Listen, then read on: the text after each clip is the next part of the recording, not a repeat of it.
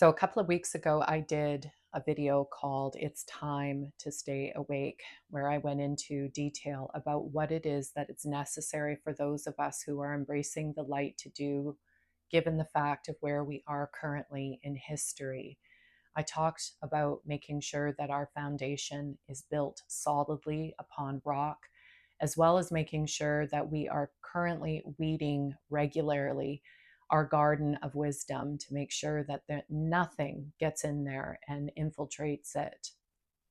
But what I want to also be very specific about with these distractions that are coming in is that a lot of times we assume that these distractions are things that hold opposite truth for us. But sometimes distractions can also be seemingly good. And that also can be a trap. It can be a trap in the sense that it takes us off our path in the stand that those of us who are embracing the light are making. And that stand for us is the observation. We recognize that this is not a political aspect that's happening right now, that it goes far beyond that. This is really about the spiritual aspect of things, and it encompasses the entire world and the entire globe of humanity. It is great to see things currently on the uprise in certain areas that it never has before. There is no doubt, but it needs to go far beyond that. And so getting involved in where this is headed is a distraction because sometimes the more obvious things that come into our field of awareness aren't always going to be so obvious, aren't always going to be the things that we sort of clue in and say, oh, wait a minute, what's happening here? Things are turning, and I seem to be caught in the middle of it again. So, really, really stay focused and stay awake on all things.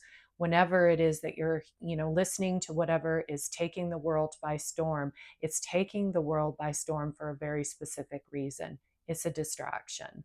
And always make sure that you really become the observer. Being the observer allows you to recognize from all aspects what it is that is happening, and that from there you can start to recognize what is really at play. So, so important. Something else that also needs to be taken into great consideration also during this time is that as our worlds are definitively separating between the old and the new, that you yourself may be recognizing some aspects of that old world sneaking its way back into your field of awareness.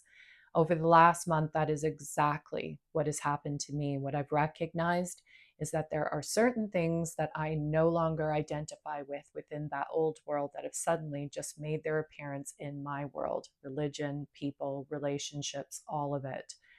Now, I don't look at those things as being tests or trials.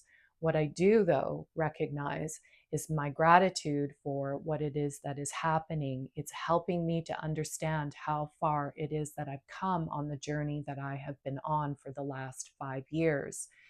By being able to look back at those things, I recognize how much it is that I have grown as a human and what it is that I never want to have in my life again. And from there, I appreciate being shown that because it's really helped me to see how much I've come along and who it is that I am now compared to who it is that I will never be again. So if that is something that is currently happening to you, also show gratitude.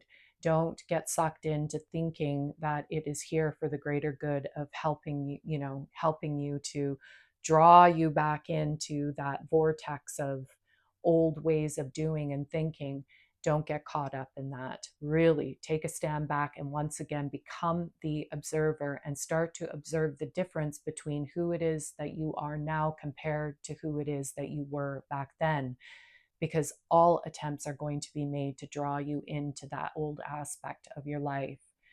And there are really a great many of us who have been fighting for the light for quite a while now in terms of shedding and releasing and letting go all of the aspects of ourselves that we were previous to that. And I don't share a lot of what goes on behind closed doors in my own life, but for the last 5 years, it has really been a struggle for me to be where it is that I currently am right now. And I would say, specifically within this last year and a half, it really has been a lot of work.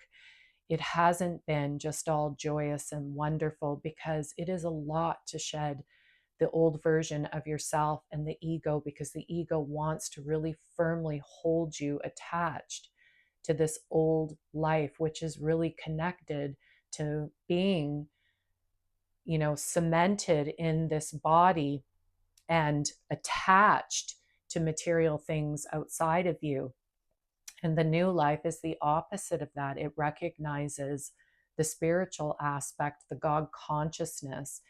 And so for the last year and a half, I've really struggled. I've been on my own, and I've done that on my own doing. It is a choice and a decision that I've made. I have really no contact with the outside world in terms of, going places and having, friends and stuff like that. And it may seem completely boring to most people. I think I had one person ask me if I lived in a monastery, which it feels like I do. But I can't deny that the reason that this is happening to me is because, like a lot of other people, I'm being prepped for something much greater than I even know at this point in time. And part of that is the releasing and letting go of the attachment of the old self, which doesn't come easy. What I've recognized over this last year and a half is that even though there are ups and then there are downs, when the time period of downs happens, I recognize it because I've already been through it, and I'm able to get through it that much better than what I was when it first started happening to me. And for every time that I overcome whatever it is that's thrown at me, I gain that much more strength.